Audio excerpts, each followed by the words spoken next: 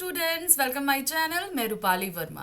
आप अच्छी तरीके से जानते हैं कि आजकल हम आपके लिए क्लास 10th का सिलेबस लेकर आ रहे हैं। तो क्लास 10th कोर्स और ए बी दोनों ही चल रहा है। तो ए के लिए जो आज मैं लेकर आई हूँ, यानी क्लास 10th कोर्स ए की हमारी बुक चल रही है शतज भाग 2। शतज भाग 2 के अब तक हम गद्य खंड में आ चुके हैं। गद्य खंड का हमारा आखिरी अध्याय है संस्कृति।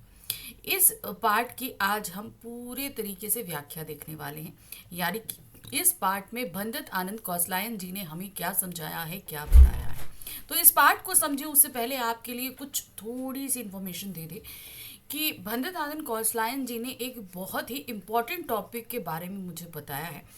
मुझे क्या, आप सभी को समझाने की कोशिश करिए। हम लोग अक्सर अपने या औरों के मुंह से संस्कृति और सभ्यता जैसे शब्दों को सुनते हैं, पर क्या हमको पता है कि संस्कृति क्या होती है, क्या होती है सभ्यता। इस बहुत ही अच्छे टॉपिक को बहुत ही आसान तरीके से भंदत आनंद कौशलायन जी ने इस निबंध के जरिए हमको क्लियर किया है। तो ये तो मैंने आपको बता दिया, संस्कृति और सभ्यता के बारे में हम पढ़ने वाले हैं, लेकिन इस वीडियो में हम और भी बहुत सारी चीज़ें देखने वाले हैं। तो चलिए जान लें कि हम आज देखने क्या वाले हैं। तो सबसे पहले हम देखेंगे लेखक परिचय, यानी कि भंदत आनंद कौशलायन जी के बारे में हम सब कुछ जानेंगे। उनका जीवन परिचय, उनका जन्म, उनकी रचनाएं, उनके पुरस्कार, सभी कुछ। फिर पाठ की रूपरेखा, यानी कि इस संस्कृति पाठ में हम पढ़ने क्या वाले हैं, ये सारी चीज़ें। फिर पाठ का सार। बुक में हमारे पास बहुत डिटेल में जो है सब दिया रहता है, तो यहाँ पर हम थोड़ा सा कंप्रेस तरीके में पढ़ेंगे, यानी कि इस चैप्टर को हम थोड़ा सा समराइज करके पढ़ रहे हैं, यानी कि हमने शॉर्ट किया हुआ है। लेकिन इम्पॉर्टेंट सारी ही चीज़ें हम आपको बताएंगे, ये नहीं कि कोई चीज़ हम आपको छोड़ दें, ऐसा हम नहीं करेंगे। ठीक है, तो शुरू करें। सबसे पहले हमारे पास में आ रहा है लेखक परिचय, भंदत आनंद कौशलायन जी के बारे में। भंदत आनंद कौशलायन का जन्म 5 जनवरी 1905 को पंजाब के अंबाला जिले के सोहाना गांव में हुआ था। अच्छे तरीके से नोट कर लीजिए, 5 जनवरी 1905 को पंजाब के अंबाला जिले के सोहाना गांव में हुआ था। ये सारी चीज़ें आपको अच्छे से नोट करनी है, ठीक है। फिर आते हैं, इनके बचपन का नाम हरनाम दास था। क्या नाम था? हरनाम दास। ये भी एक इम्पॉर्टेंट क्वेश्चन है, ध्यान रखिएगा। इन्होंने नेशनल कॉलेज लाहौर से स्नातक किया और लाहौर में ही रहते हुए उर्दू के लेखन कार्य भी किया, यानी कि ये साथ में स्नातक यानी कि ग्रेजुएशन वो कर रहे थे और साथ ही साथ उर्दू में लेखन कार्य भी कर रहे थे। कौशलायन जी ने स्वतंत्रता संग्राम में भी सक्रिय भूमिका निभाई, यानी कि हमारे देश का जो स्वतंत्रता संग्राम रहा उसमें भी ये एक्टिव रहे। इन्हें वर्धा में लंबे समय तक गांधी जी के साथ रहने का सुअवसर प्राप्त हुआ। कौशलायन संस्कृत, पाली, हिंदी, अंग्रेजी भाषाओं पर समान अधिकार रखते थे, यानी कि ये भाषाएं बोलना, समझना, लिखना सभी कुछ अच्छे से जानते थे। भाषाएं थी संस्कृत, पाली, हिंदी और अंग्रेजी। ये श्रीलंका के विद्यालंकार विश्वविद्यालय में हिंदी के विभागदा अध्यक्ष भी थे, यानी कि विभाग के अध्यक्ष भी थे। ध्यान रखिएगा, विद्यालंकार, यहाँ पर संधि है विद्या और अलंकार का, ठीक है, विद्यालंकार। तो ये कहाँ पर थे? श्रीलंका में। भिक्षु के पत्र जो भूल न सका, आह ऐसी दरिद्रता, यदि बाबा ना होते, बहानेबाजी, कहाँ क्या देखा, रेल का टिकट जो लिखना पड़ा, देश की मिट्टी बुलाती है, मनु स्मृति क्यों जलाई, राम कहानी, राम की जुबानी, दर्शन, वेद से मास्क तक, बौद्ध धर्म एक बुद्धिवादी अध्ययन इत्यादि इनकी प्रसिद्ध पुस्तकें हैं। ये क्या, इनकी रचनाएं नहीं, इनकी प्रसिद्ध पुस्तकें हैं। इन्होंने त्रिपिटक का हिंदी में अनुवाद भी किया है। वाचस्पति की उपाधि से विभूषित इस महान बौद्ध भिक्षु का 22 जून 1988 की नागपुर के में महापरिनिर्वाण हो गया। महापरिनिर्वाण का तात्पर्य यहाँ पर अगर हम शाब्दिक देखें तो इसको हम बोलते हैं मोक्ष प्राप्त करना। मोक्ष का मतलब होता है कि हम दोबारा जन्म नहीं लेंगे। जीवन चक्र की जो जीवन और मृत्यु का जो चक्र है उससे हमने मोक्ष प्राप्त कर लिया, अर्थात अब दोबारा जन्म नहीं होगा। तो महापरिणाम का यहाँ पर जो तात्पर्य है वो उनके देहावसान से है। आगे चलते हैं, अब आ जाते हैं पाठ की रूपरेखा पर, यानी कि एक तरीके से जो ये निबंध हम पढ़ रहे हैं इसके अंदर हमें क्या समझाया जाने वाला है, इसे हम बहुत ही एक छोटे से कथ्य यानी कि 5-6 लाइनों के अंदर समझने वाले हैं। संस्कृति नामक पाठ में लेखक ने सभ्यता और संस्कृति के मध्य के अंतर को बताया है कि क्या संस्कृति होती है, क्या सभ्यता। कभी कभी क्या होता है ना, हम इनका एक तो मतलब नहीं जानते और इनको हम गलत जगह इस्तेमाल कर लेते हैं, और इनके साथ अगर कुछ विशेषण शब्द जुड़ जाएं तो हमारे लिए इनको समझना और मुश्किल हो जाता है। जैसे भौतिक संस्कृति, भौतिक सभ्यता हम बोलते हैं, आध्यात्मिक संस्कृति, तो ये सब हमारे लिए थोड़ा सा और मुश्किल हो जाता है कि आखिर संस्कृति और सभ्यता क्या है। तो इसको बहुत ही आसान तरीके से हम यहाँ समझेंगे। साथ ही ये बताने का प्रयास किया है कि आज बहुत से व्यक्तियों को ना सभ्यता का पता है और ना ही संस्कृति का, किंतु वे संस्कृति के नाम पर समाज में भ्रम फैला रहे हैं। यानी कि उन्हें संस्कृति नहीं पता है, लेकिन हमें संस्कृति सिखाने के लिए बैठ गए कि संस्कृति होती क्या है, और उसको लेकर जब खुद क्लियर नहीं है तो हमारे मन में भी हजार डाउट क्रिएट कर देते हैं, या तो हमें गलत समझा देते हैं। लेखक को संस्कृति का बंटवारा करने वालों पर आश्चर्य होता है, जो मनुष्य के लिए कल्याणकारी नहीं है। यानी कि हम यहाँ पर अपनी संस्कृति को बांट देते हैं दो सेक्शंस में, जो एक कल्याण है और दूसरा अकल्याण है। ये बिल्कुल भी सही नहीं है। वह ना सभ्यता है ना संस्कृति है। लेखक ने माना है कि मानव संस्कृति अविभाज्य वस्तु है। यानी कि हम किसी धर्म, संप्रदाय, भेदभाव, ऊंच नीच, जाति पात से हट के अगर हम सिर्फ मनुष्य हैं, अगर हम मनुष्य हैं, सभी लोग हम सिर्फ मनुष्य कहें, और हम अपने अंदर के की बातों को बांटना चाहें तो ये हम नहीं कर सकते। आज अगर हम हैं, हम अपने आप को बोलेंगे हमारा नाम, ठीक है, हमने अपना बंटवारा कहाँ से शुरू किया, अपने लिंग से शुरू किया कि हम स्त्री हैं कि पुरुष हैं। फिर हमारा नाम क्या है, हम किस जाति धर्म से संबंध रखते हैं, किस संप्रदाय से संबंध रखते हैं। तो इस तरीके से हम खुद जन्म से ही एक बंटवारे की स्थिति में आ जाते हैं। लेकिन अगर हम सिर्फ मनुष्य बनकर सोचें, हम अपने व्यक्तित्व को अलग कर दें, तो हमें बांटा नहीं जा सकता है। अब शुरू करते हैं पाठ का सार, मतलब समझते हैं कि सभ्यता और संस्कृति क्या है। ये निबंध है, इसलिए जब आप लोग बुक में पढ़ोगे तो आपके लिए बहुत कंफ्यूजन रहेगा कि हमको समझ नहीं आ रहा है कि मैम यहाँ पर ये कहा क्या जा रहा है या बताने की क्या कोशिश हो रही है। क्योंकि निबंध में हर एक चीज़ के अच्छे फायदे, नुकसान, जैसे हम लोग निबंध लिखते हैं, आप शुरुआत करते हैं प्रस्तावना से, फिर वो क्या होता है सारा एक्सप्लेनेशन देते हैं, उसी तरीके से ये पूरा पाठ हमारे सामने है। इसलिए जब आप बुक में पढ़ोगे तो थोड़ा सा कन्फ्यूजन क्रिएट होगा, लेकिन हम यहाँ समझा देते हैं, आप एक बार समझ लीजिए, फिर आप बुक में पढ़िएगा तो आपके लिए वो चैप्टर समझना आसान हो जाएगा। पहला आ रहा है हमारे पास सभ्यता और संस्कृति। सभ्यता और संस्कृति तो ऐसे शब्द हैं जिनका उपयोग सबसे अधिक होता है और जो सबसे कम समझ में आते हैं। मतलब उपयोग तो हम बहुत करते हैं, लेकिन समझ में किसी के नहीं आता। स्थिति तब और भी विकट हो जाती है जब इनके साथ अनेक विशेषणों का प्रयोग हो जाता है, यानी कि कुछ और इनकी क्वालिटीज के साथ इन्हें हम व्यक्त करते हैं। लेखक ने इन शब्दों के अंतर को समझाने के लिए दो उदाहरण देता है। पहला उदाहरण है अग्नि का आविष्कार और दूसरा है सुई धागे का आविष्कार। बहुत ही अच्छे तरीके से इन्होंने एकदम क्लियर बताया है। जब हम प्रागैतिहासिक काल में थे, यानी कि जब हम आदि मानव थे, तो अब क्लियर कर दूं, मैंने इतना हैवी वर्डिंग ले ली। प्रागैतिहासिक काल मतलब वो समय जिसका कोई भी लिखित दस्तावेज हमारे पास उपलब्ध नहीं है, वो काल प्रागैतिहासिक काल के एक में आता है। तो मतलब जब इंसान, हम कह रहे हैं कि जब हम लोग बंदर से मनुष्य बनने की प्रक्रिया में थे, तो उस समय का कोई भी इतिहास या कोई भी दस्तावेज या कुछ भी हमारे पास उपलब्ध नहीं है एविडेंस के रूप में, इसलिए उसे प्रागैतिहासिक काल कहा जाता है। अब आ जाते हैं, उसको समझाने के लिए उन्होंने दो तरीके बताए हैं, एक अग्नि का और एक सुई धागे का। बहुत ही बेसिक चीजें हैं। आज हमारे यहाँ पूरा, हम अगर अपना पूरा दिनचर्या देखें तो हमारा दिन शुरू हो से लेकर आखिर इन दोनों ही चीजों से जुड़ा हुआ है। सबसे पहले देखिए अग्नि, सुई धागा और संस्कृति क्या है।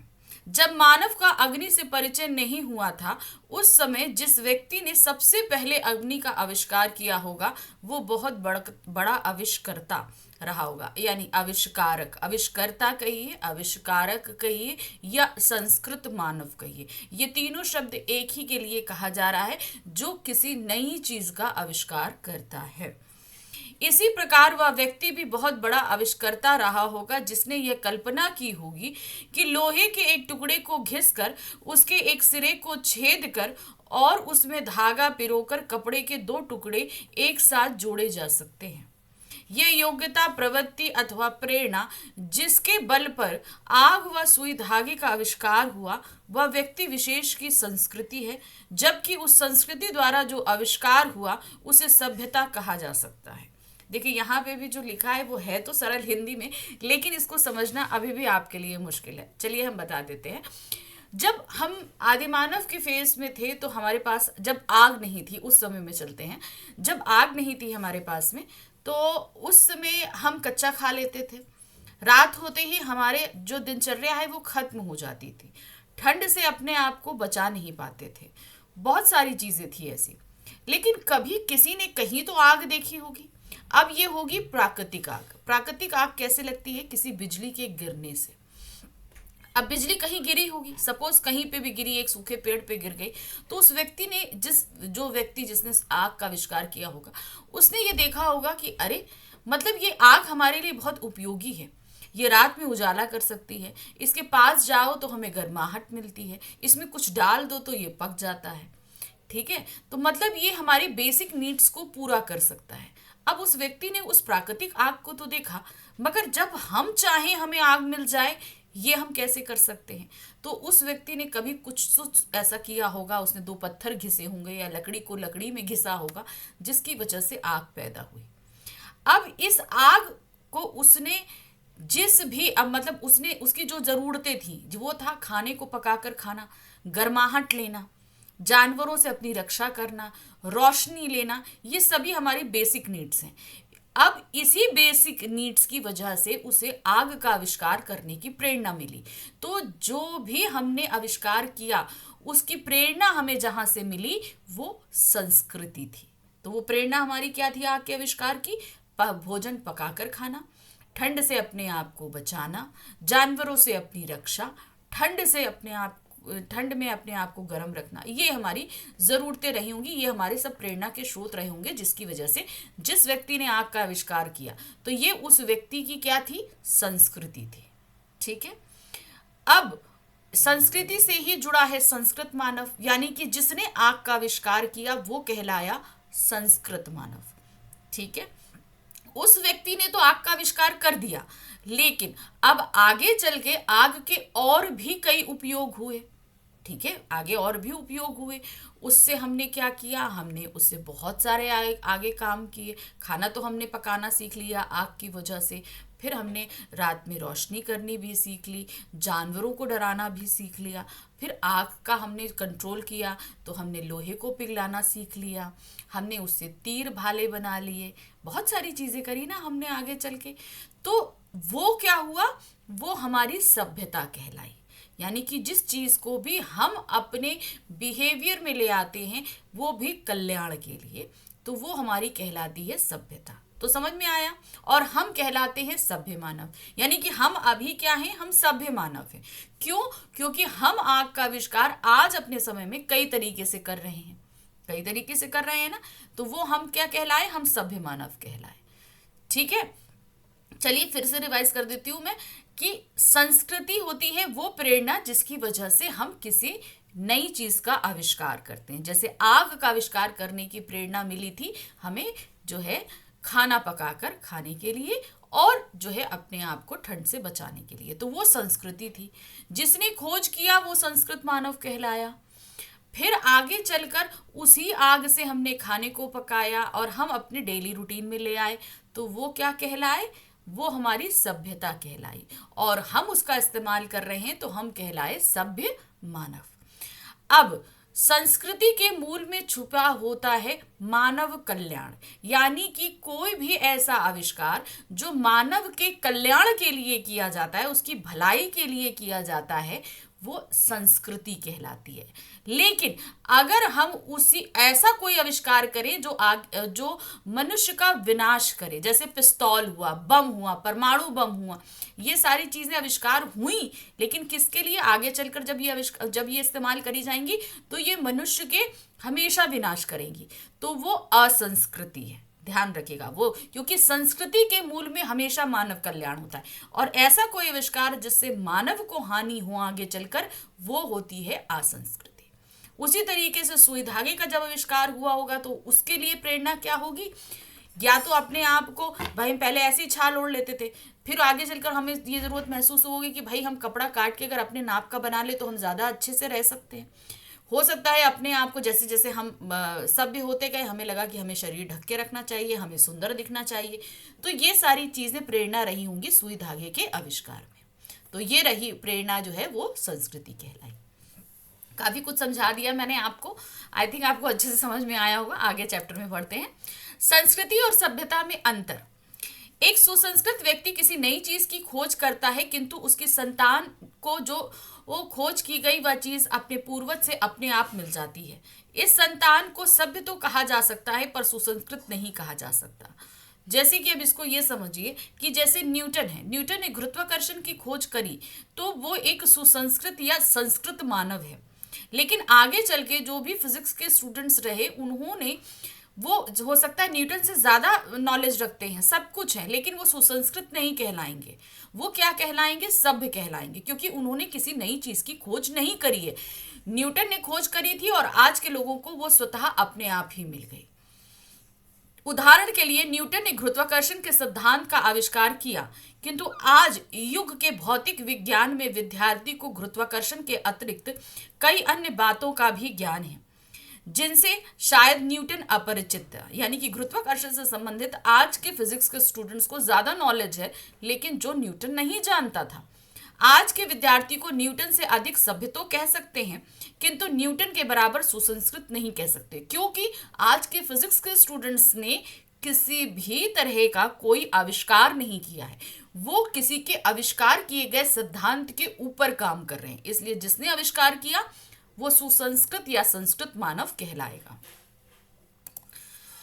सर्वस्व त्याग की संस्कृति का हिस्सा। ठीक है, अब इसमें हमेशा याद रखिए, मैंने बताया था अभी आपको कि संस्कृति के मूल में हमेशा मानव कल्याण होता है और ये हमेशा हमें त्याग से ही प्राप्त होता है। कहने का तात्पर्य है कि अगर हम किसी नई चीज की खोज करना चाहते हैं तो उसके लिए हमें थोड़े जतन करने पड़ते हैं, कष्ट सहने पड़ते हैं। तो बेसिकली जो सुसंस्कृत मानव होते हैं उन्हें अपना सब कुछ त्याग कर उस खोज की तरफ अग्रसर होना पड़ता है। जैसे थे महात्मा बुद्ध, जो कि सिद्धार्थ थे, उन्हें हर तरह का सुख प्राप्त था, सब कुछ प्राप्त था, लेकिन उन्होंने कुछ मनुष्यों के कष्टों को देखने के उपरांत ये डिसाइड किया कि उन्हें मनुष्य के कष्टों का निवारण करना है। इसीलिए वो अपना राजमहल, पत्नी, बच्चे, सुख सुविधाएं, माता पिता सब कुछ त्याग कर वो सिर्फ उस मोक्ष की खोज में चले गए, जिससे जो मनुष्य है उसके सारे दुख हर सके। अग्नि तथा सुई धागे के आविष्कार में कदाचित पेट की ज्वाला की प्रेरणा एक कारण रही होगी। सचमुच सभ्यता का एक बड़ा अंश हमें ऐसे सुसंस्कृत व्यक्तियों से मिला है जिनकी चेतना पर स्थूल भौतिक कारणों का प्रभाव प्रधान रहा है। कहने का मतलब है हमारे जीवन की मोस्टली चीजें जो हैं ऐसे सुसंस्कृत मानवों से मिली हैं जिन्होंने अपना सर्वस्व निछावर कर दिया हमें सुख देने के लिए। किंतु उसका कुछ अंश निश्चय ही उन मनीषियों से प्राप्त हुआ है जिन्हें तथ्य विशेष की प्राप्ति भौतिक प्रेरणा नहीं बल्कि उनके अंदर की सहज संस्कृति के सहारे हुई है। माना कि बहुत से लोगों ने कष्ट झेलकर हमें बहुत सी ऐसी चीजें दी, लेकिन ऐसे बहुत से मनीषी भी हुए जिन्होंने अपनी अंदर की प्रेरणा, एक तो हमारी भौतिक जरूरत होती है, बाहर की जरूरत, जैसे कि आग के लिए हमें भौतिक जरूरत की आवश्यकता थी, लेकिन अंदर के सुख दुख के लिए भी हमें क्या करना पड़ता है, वो हमें मनुष्यों से, अब जैसे इसको कैसे, हमें कुछ चीजें प्रैक्टिकली चाहिए होती हैं और कुछ चीजें इमोशनली चाहिए होती है। सपोज जैसे आपको अच्छा खाना है, ये सारी चीजें हमारे तन की जरूरत है, लेकिन मन के लिए क्या जरूरी है कि जब आप स्कूल से आओ तो आपकी मम्मा आपके घर पर होनी चाहिए, वो आपको इमोशनली सपोर्ट देता है। और जिस दिन मम्मा घर पे नहीं हो, आप जब घर पे आओ तो आपको बिल्कुल अच्छा नहीं लगेगा। अच्छा लगेगा? नहीं लगेगा। तो वो आपका इमोशनली एक सेटअप होता है। वही उसी तरीके से हमें बहुत से सारे जो है दुख होते हैं। जैसे मैंने अभी बताया कि सिद्धार्थ ने मनुष्यों के दुखों के लिए अपना सर्वस्व त्याग किया, तो उसने क्या दुख देखे थे? उन्होंने दुख देखे थे, एक उन्होंने बीमार व्यक्ति देखा, फिर उन्होंने एक वृद्ध व्यक्ति देखा, फिर उसके बाद उन्होंने एक मृत्यु यात्रा देखी, यानी कि एक शव यात्रा देखी। तो उन्होंने कहा कि जब हमें ये मनुष्य का शरीर प्राप्त होता है तो इसमें हमें कष्ट भी होता है, हमें बुढ़ापा आता है, हमारा शरीर कमजोर हो जाता है, फिर हम मृत्यु को प्राप्त हो जाते हैं। ये तो हमारे जीवन का दुख है। तो इस दुख से हम किस तरीके से निजात पा सकते हैं? तो इसी दुख के निजात, ये हमारा भीतरी है, भीतरी चीज है, इससे हम भाग नहीं सकते। तो ये हमारा क्या था? ये भीतरी था। इसे समझा किसने? सिद्धार्थ ने समझा। तो इसीलिए उन मनीषियों का नाम यहाँ पर लिया गया है। उदाहरणतः आज वह व्यक्ति जिसका पेट भरा हुआ है और तन ढका है, जब वे खुले आकाश के नीचे सोया हुआ रात में जगमगाते हुए तारों को देखता है तो उसे केवल इसलिए नींद नहीं आती क्योंकि वह यह जानने के लिए परेशान है कि यह मोती भरा ताल यानी कि तारों से भरा आकाश क्या है। अब मान लीजिए आज हम जानते हैं कि जो हम इतने पूरे अनंत ब्रह्मांड में सिर्फ एक छोटा सा हिस्सा है। हमारी गैलेक्सी जो आकाश गंगा है उसमें भी हम एक छोटा सा प्लैनेट है। हम क्यों कहते हैं हमारे आसपास ना जाने सैकड़ों गैलेक्सियां हैं, हमें नहीं पता कितनी है, मतलब हम उनको काउंट भी नहीं कर सकते। तो इस कभी किसी के दिमाग में तो ये चीज आई होगी, कोई व्यक्ति उसके पास सब सुख दुख है, सब है, उसके पास अच्छा घर है, उसने पेट भर खाना खाया और रात में खुले आकाश के नीचे लेट गया। उसने सोचा कि आखिर ये तारे क्या है, उसे सोचा होगा तभी तो उसने खोज करनी शुरू की होगी। मतलब उसे सब सुख सुविधाएं थी, जैसे सिद्धार्थ को थी, सब कुछ था, लेकिन तब भी उसके अंदर जिज्ञासा थी हम कुछ नई खोज करने की। इस दृष्टि से रात के तारों को देखकर ना सो सकने वाला मनीषी हमारे आज के ज्ञान का प्रथम पुरुष करता है। आज हमें इतना ज्ञान है, इतना सब कुछ है, तो सोचिए हमारे मनीषियों ने इसकी खोज कभी करी होगी ना, तभी तो हमें इतना ज्ञान प्राप्त हुआ है कि नहीं हुआ है। हम कह रहे हैं आज की जो प्रेजेंट आविष्कार, जितने भी आविष्कार करता है, उससे पहले हम अगर वेदों में जाए तो एकदम एक्यूरेट सारी चीजें उन लोगों ने निकाल के हमको दी हैं। तो यानी उन लोगों ने कभी तो ये सारी चीजें सीखी जानी समझी होंगी, है ना। तो उन्होंने ऐसी सीखी होंगी, क्यों? क्योंकि उनके मन में जिज्ञासा रही होगी और उसी से हमें आगे चल के इतना ज्ञान प्राप्त हुआ। केवल भौतिक प्रेरणा यानी ज्ञानेप्सा, ज्ञान प्राप्त करने की प्रबल आकांक्षा ही मानव संस्कृति के माता पिता नहीं है। जो योग्यता किसी व्यक्ति या किसी महामानव में सर्वस्व त्याग कराती है वह भी संस्कृति है। यानी कि हम अगर किसी को कल्याण के लिए, कुछ भी करने के लिए हमारे अंदर सब कुछ त्याग कर देने कि एक इच्छा हो जाए तो वो इच्छा भी संस्कृति कहलाएगी, जिसमें कालमास का नाम आता है, महात्मा बुद्ध का नाम आता है। जो दूसरों के मुंह के कौर टुकड़ा डालने के लिए अपने मुंह के कौर को छोड़ देता है, उसे यह बात क्यों और कैसे सूझ पाती होगी। रोगी बच्चे को सारी रात गोद में लिए बैठी माता ऐसा क्यों करती है? आप बताइए, अगर कोई बच्चा तकलीफ में है, उसकी माँ नहीं है तो कोई उसे इतना ध्यान से नहीं रख पाएगा, लेकिन माँ सारी रात उसे गोद में लेकर अपनी रात खराब कर सकती है। तो ये उसके अंदर की ही तो इच्छा है, उसके अंदर की ही तो ममता है ना। रूस का भाग्य विधाता लेनिन अपनी डेस्क पर रखे हुए डबल रोटी के सूखे टुकड़ों को स्वयं न खाकर दूसरों को खिला देता है। तो लेनिन को भी भूख लगी थी, लेकिन उसने क्या किया? उसने दूसरे को वो सारी टुकड़े खिला दिए। क्यों? क्योंकि वो दूसरों का कल्याण करना चाहता था। संसार के मजदूरों को सुखी देखने का स्वप्न देखने वाले कालमास ने अपना सारा जीवन दुखों में बिता दिया। आज से 2500 साल पहले सिद्धार्थ ने अपना घर केवल इसलिए त्याग दिया कि किसी तरह अधिक पाने की लालच में लड़ते झगड़ते मनुष्य आपस में सुख से रह सके। यानी कि सिद्धार्थ ने अपना सब कुछ त्यागा कि ईश्वर जो मनुष्य है वो सुखी रह सके। संस्कृति का परिणाम है सभ्यता। हम सभी जानते हैं जो खोज की गई उसको जब हम मानव कल्याण के लिए आगे इस्तेमाल करते हैं, अपने हैबिट्स में लाते हैं, तो वो सभ्यता कहलाती है। मानव की जो योग्यता आग व सुई धागे का आविष्कार, तारों की जानकारी और किसी महामानव में सर्वस्व त्याग कराती है, वह संस्कृति है। सभ्यता हमारी संस्कृति का परिणाम है।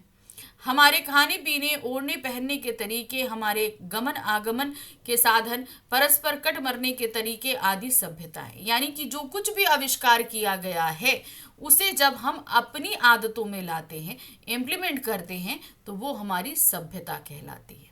भाई खोजा अच्छा किया गया तो सब कुछ अच्छा था, लेकिन अब ये तरीके होते हैं कि उसे हम सही तरीके से इस्तेमाल करें तो सभ्यता है, गलत तरीके से इस्तेमाल करें तो असभ्यता है। अब जैसे आग का इस्तेमाल तो हमने कल्याण के लिए किया, लेकिन उसी आग से अगर हम जान के किसी का घर जला दे तो वो हमारी सभ्यता नहीं, असभ्यता कहलाएगी।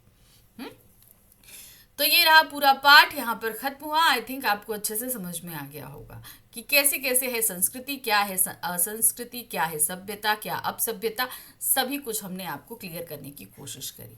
तो इसी तरीके से हमारा यहाँ पर गद्य खंड का आखिरी अध्याय खत्म तो हो गया, लेकिन अभी हमारी दूसरी बुक बाकी है। तो मिलते हैं नेक्स्ट वीडियो में, जिसमें हम देखने वाले हैं अपनी अगली बुक, यानी कि हमारी कृतिका बुक। तो मिलते हैं नेक्स्ट वीडियो में। Thank you for watching, bye bye.